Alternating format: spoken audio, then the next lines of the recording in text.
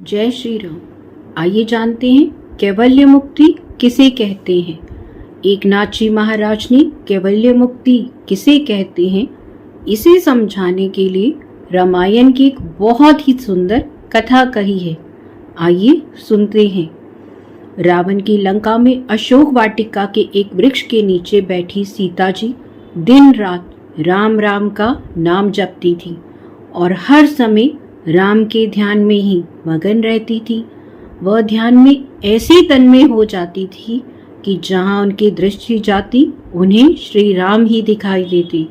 वृक्ष में राम, पत्तों में राम, जहाँ देखे वहाँ राम ही राम।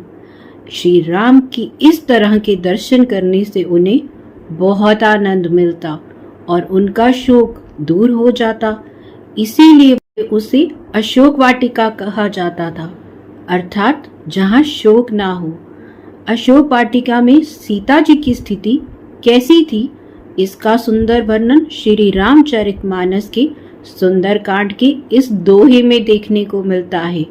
नाम पहारु दिवस निसी, ध्यान तुम्हार कपाट, लोचन निज पद जंत्रित, प्राण जाहि केहि बाट।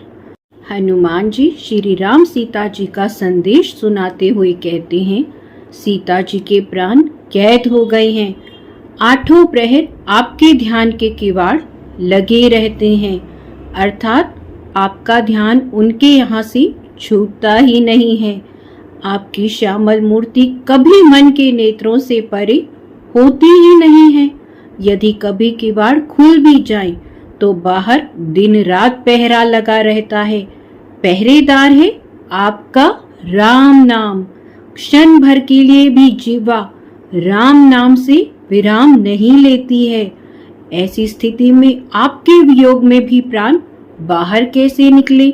त्रिजटा नाम की एक राक्षसी जो सीता जी के साथ रहती थी, वह जानती थी ये कोई साधारण स्त्री नहीं है, परमात्मा की शक्ति है, इसीलिए सदा उनकी सेवा में रहती थी।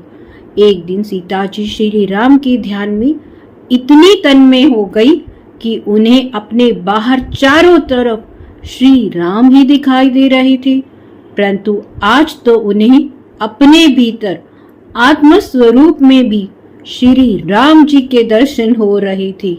वे इस बात को भूल ही गई कि वह राजा जनक की पुत्री हैं और मेरा श्री राम के साथ विवाह हुआ है।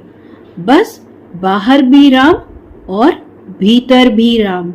राम की सिवाय कुछ नहीं, ना तन की सुध ना बाहर की। 3-4 घंटे तक उनकी समाधि लगी रही।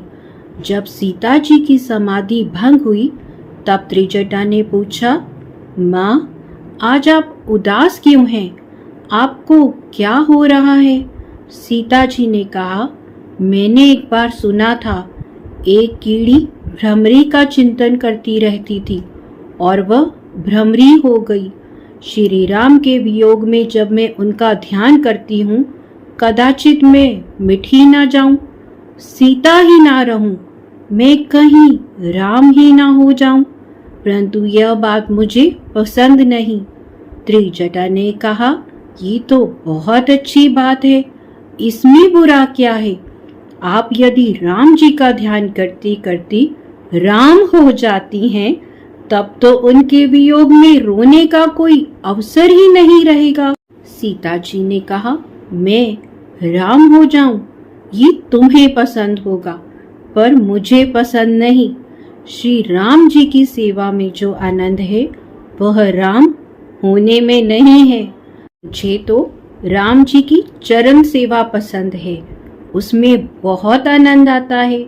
यदि मैं उनका सतत ध्यान करने से सीता न रहकर राम हो जाऊंगी तो मेरे राम की सेवा कौन करेगा? मेरे राम तो एक पत्नी व्रती हैं, वह किसी स्त्री को आंख उठाकर तक नहीं देखते। मैं भी राम, वो भी राम, जब 2 राम हो जाएंगे तो किसे आनंद प्राप्त होगा?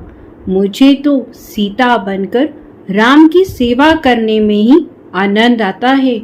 त्रिजटा ने कहा, माँ यदि आप राम जी का ध्यान करते करते राम हो जाएंगी तो श्री राम आपका ध्यान करते करते सीता हो जाएंगी। सीता राम की जोड़ी तो संसार में अमर रहेगी। कैवल्य मुक्ति इसे ही तो कहते हैं। सीता जी श्री राम का ध्यान करते करते राम रूप हो जाएं। यही तो कैवल्य मुक्ति है। ज्ञानी पुरुष जब ब्रह्मा का चिंतन करते करते ब्रह्म रूप हो जाता है, या भक्त जब भक्ति की अधिकता से परमात्मा का एक रूप हो जाता है, अर्थात ध्यान करने वाला जब ध्येय के साथ एक रूप हो जाता है, तो वेदांत की भाषा में उसे कैवल्य मुक्ति कहते हैं। परमात्मा में ध्यान करने वाला, ध्यान जिसका किया जाता है वह परमात्मा, ये तीन ही होते हैं। ध्यान करते करते जैसे जगत भूल जाता है, वैसे वैसे आनंद बढ़ता जाता है। ध्यान करने वाला ये भूल जाता है कि मैं ध्यान कर रहा हूँ, वह ध्येय में मिल जाता है। इसी प्रकार ध्यान में अत्यंत तन्मयता आने पर तीन में से एक ही रह जाता है, उसे ही कैवल्य मुक्ति कहते हैं। सीता जी को भगवान की नित्य सेवा में आनंद आता है। वह मानती हैं कि वह परमात्मा की दास हैं, इसीलिए उन्हें परमात्मा के साथ एक रूप होना पसंद नहीं है।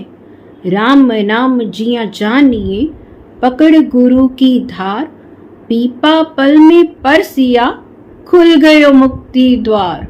जय श्री राम।